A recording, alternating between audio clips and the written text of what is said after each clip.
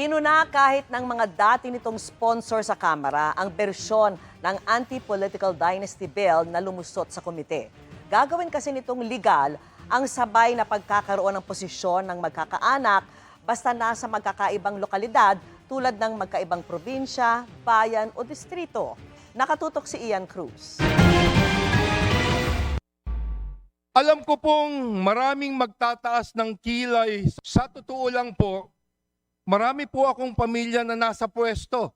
Sabi yan mismo ni House Speaker Bogie D nang ihayag niyang pagsulong sa Anti-Political Dynasty Bill at pag-akda pa ng isang bersyon nito kasama ni Majority Leader Sandro Marcos.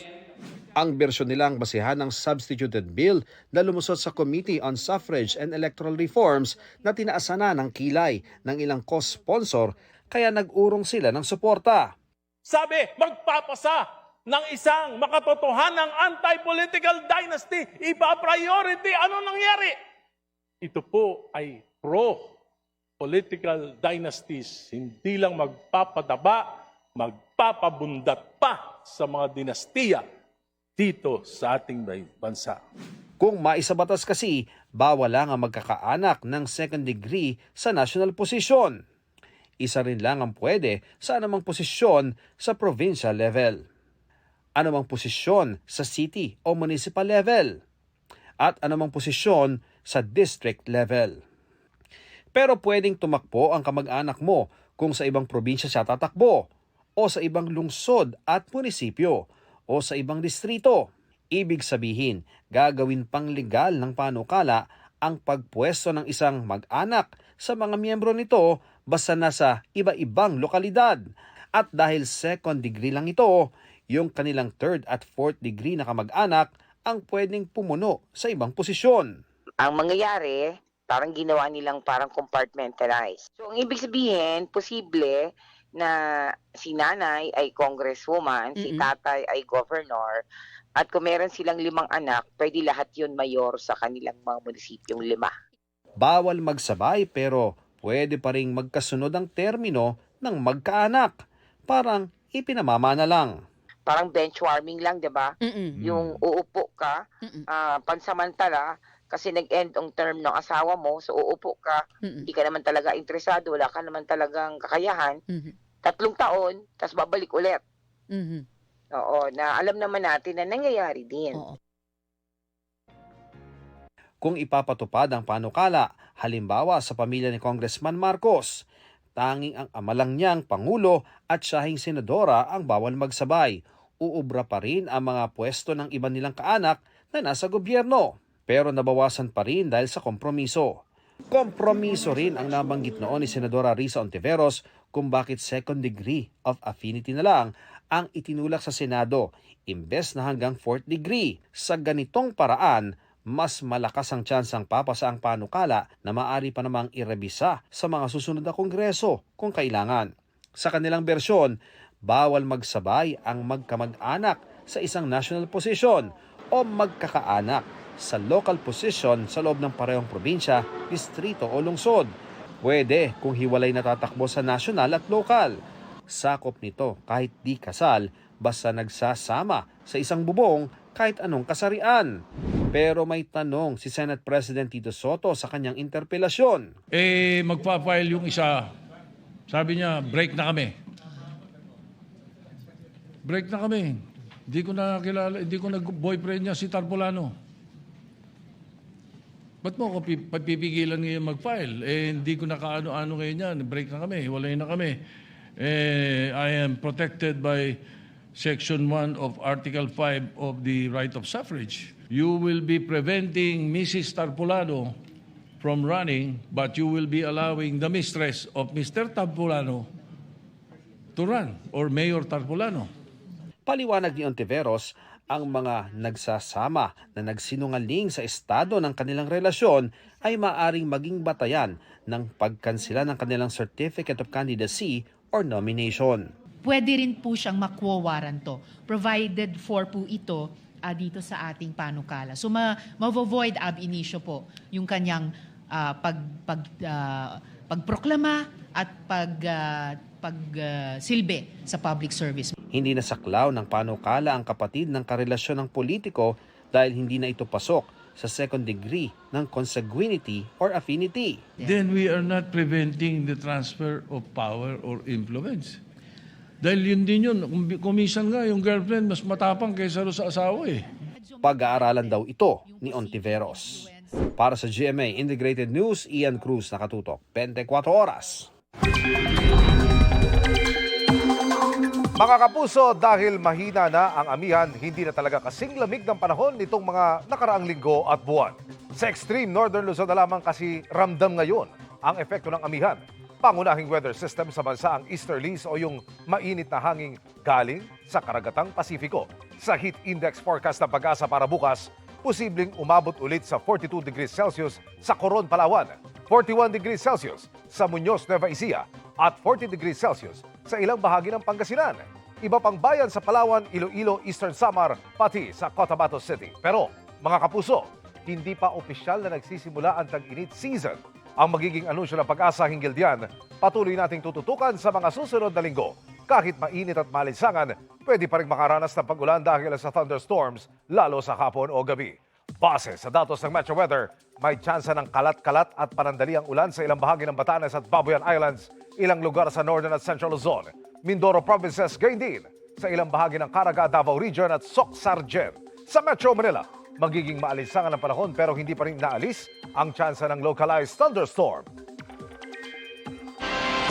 Nabisto ng National Security Council na may mga confidential at sensitibong impormasyong ibinibigay sa China. At ang gumagawa nito, mga Pilipino.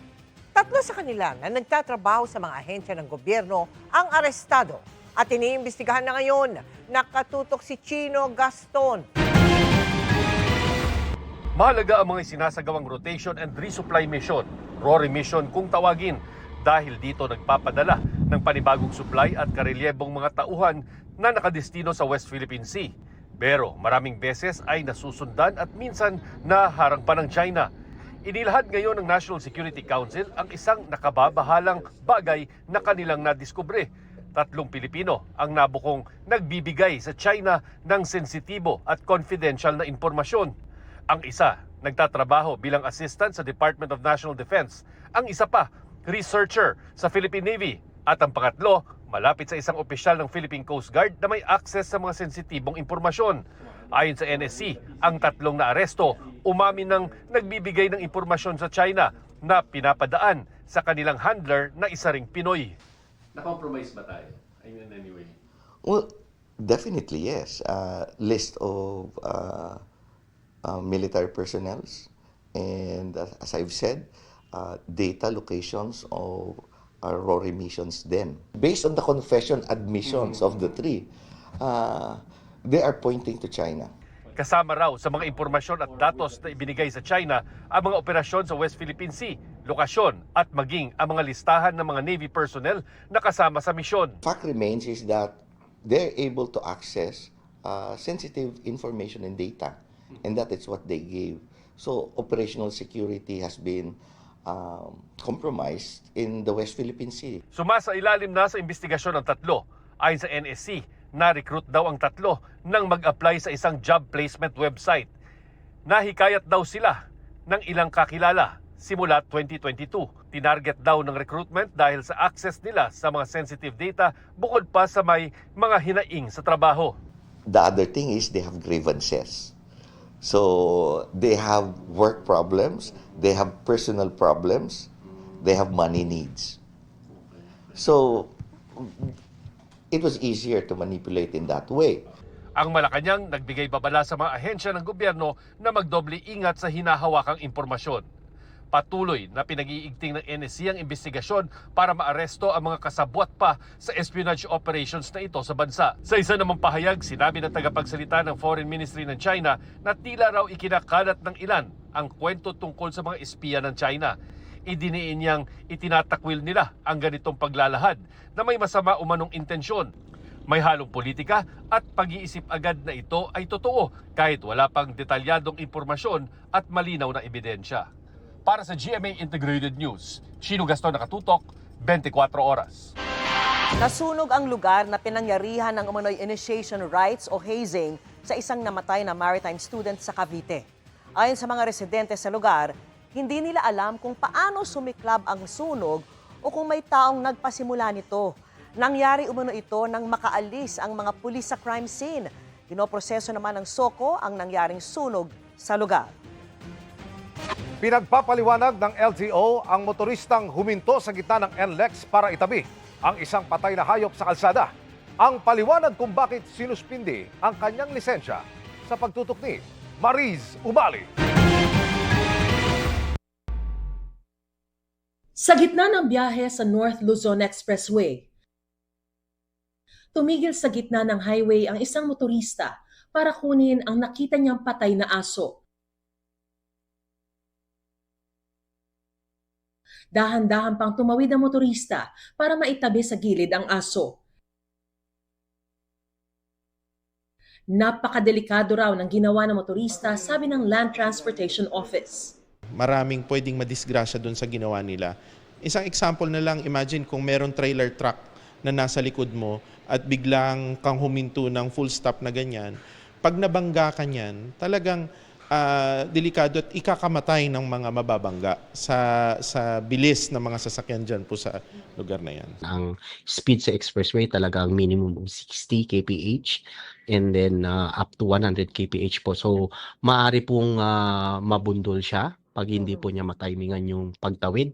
May mga tamang tao rin daw na dapat magtanggal ng patay na hayop sa gitna ng NLEX sa halip na hintuan ng motorista. Bigger obstruction than yung kung totoo may dead animal po doon. Ayun po mga tamang personnel po namin na talagang na-train to do that para yung safety nila, including yung safety vehicle po namin, ay hindi po sila malalagay sa alanganin. Naglabas na rin ng show cause order ang LTO laban sa motorista sa video. Sa ilalim ng show cause order, agad na nasuspinde ng 70 araw ang lisensya ng driver habang dinidinig ang kaso at inilagay din sa alarm status ang sasakyang gamit niya.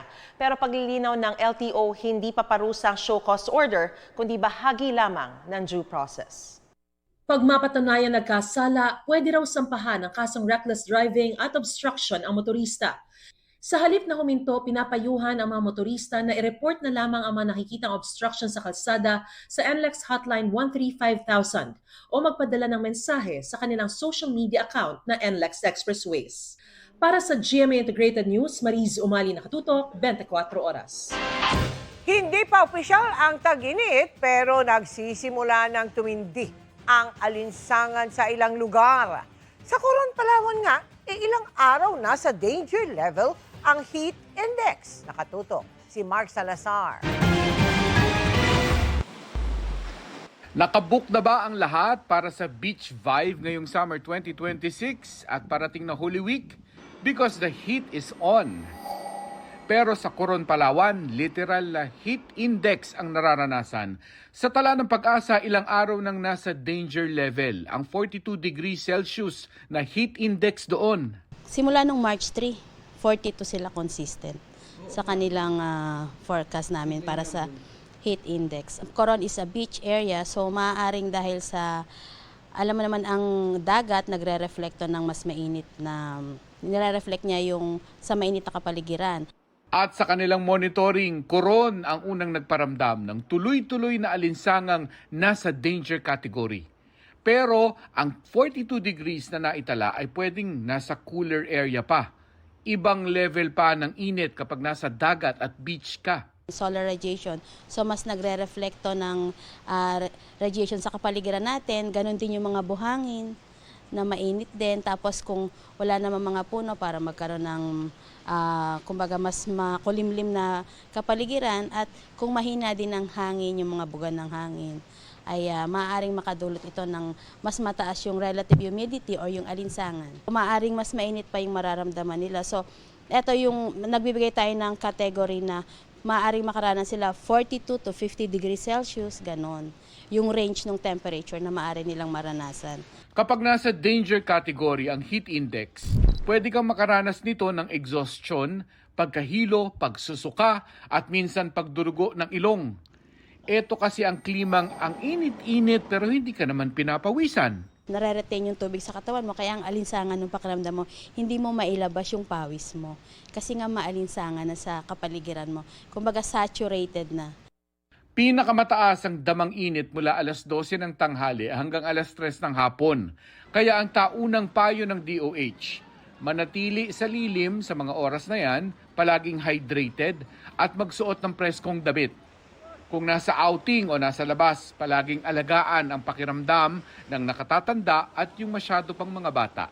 Para sa GMA Integrated News, Mark Salazar, nakatutok 24 oras.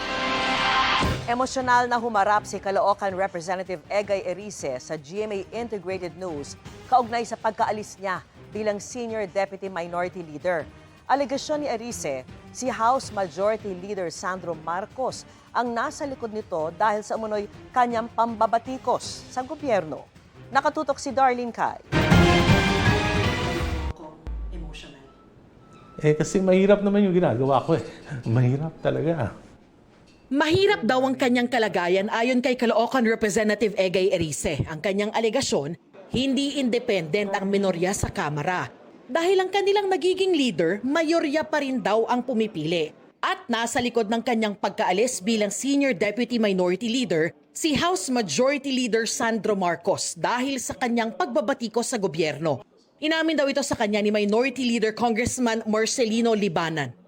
Sabi niya sa akin, pare, hindi ko na kaya yung pressure ng itaas. Sabi ko, hindi, okay lang. Kasi alam ko na naman, matagal na kasing laging nagsasabi sa akin si Congressman Nonoy, si Minor Nonoy, na tuwing may mga speeches ako, may mga nagkikriticize ako ng mga policies ng gobyerno, ay tinatawagan daw siya ni Majority Leader Sandro. Sabi ni Erice, minsan daw sinita siya ng anak ng Pangulo, si House Majority Leader Sandro Marcos, pagkatapos ng kanyang privilege speech na bumabatiko sa kanyang ama. Hindi pa ako tapos magsalita, sinundo na ako sa plenary ni Minority Leader Libanan. So pagkatapos ko magsalita, ayun, in-escortan niya na ako papunta sa office ni Congressman Sandro. Pagdating ko, nandun si Speaker Boji D, nakaupo. Sabi niya, ano yun? Sabi ko, yung speech ko para yung anti-political dynasty, ano niya, matagal ko na yung advocacy, bata pa ako. Sabi ko, hindi yun. Binabanatan mo yung si Presidente. Sabi ko, hindi banat yun, tulong yun. Malalim mag-isip, tulong yun.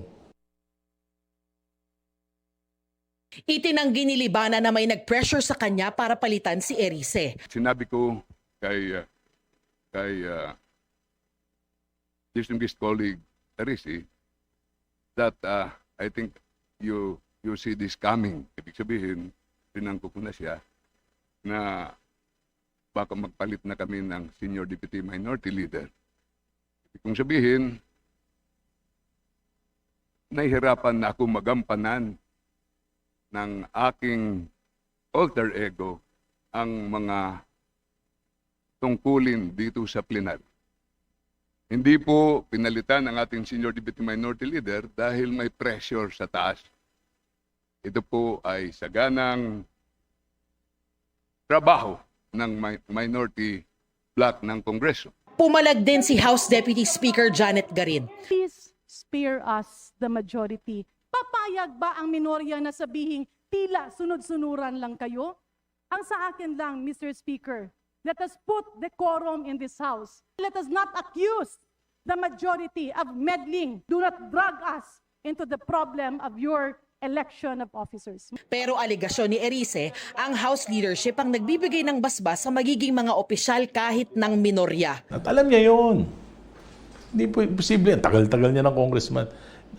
Ano yun? Hypocrisy yun kung hindi niya alam yung system. So kung ganyan yung sinasabi niyo, sir, na reality, what does it say about the House Minority Leadership, yung independence? Hindi independent talaga. Hindi independent talaga. Matigas lang ulo ko. Patuloy na sinusubukan ng GMA Integrated News na kunin ang panig ni House Majority Leader Sandro Marcos at ng Malacanang tungkol sa mga sinabi ni Erice. Para sa GMA Integrated News, Darlene Kai, Nakatutok, 24 Oras. Get ready dahil paparating na sa mga sinihan this April 15 ang sumpang magbabaliktad sa lahat sa upcoming horror movie na Huwag Kang Titingin. Ang cast may payo sa mga manonood. Makichika kay Aubrey Carampel. Perfect for thrill seekers. Ganyan inilarawan ng isa sa cast na si Shuvi Enrata ang pinakabagong horror movie ng GMA Pictures at Mentor Productions na Huwag Kang Titingin. Para naman mas uminit pa yung summer ng mga kapuso natin, nilagyan namin ng konting takot para mas mag-enjoy kayo sa summer ninyo. Ang kasama niyang kapwa ex-PBB housemate na si Charlie Fleming, excited ng mabalot ng tilian at katatakutan ang kanilang tag-init. I was really expecting siguro we'll go to the beach or like have some sunlight, but no, it's pure darkness when it comes to this movie. First ever movie naman ito ni Anthony Constantino, kaya one for the books daw talaga ang experience. Payo pa niya sa mga manonood ng kanilang pelikula. I definitely recommend praying before you watch the movie. Ito namang si Michael Sager, ibinuking na rin si Anthony na talagang naka-experience ng real takot while shooting. Si Anthony talagang takot na takot, Miss Aubrey. May eksena kami doon na napaka-importante pero si Anthony, nanginginig siya, bro. Like, I'm scared, bro.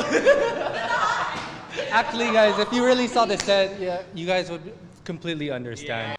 Pero higit sa takutan, may kalakip daw na aral ang pelikula, lalo na sa mga Gen Z na mahilig sa social media.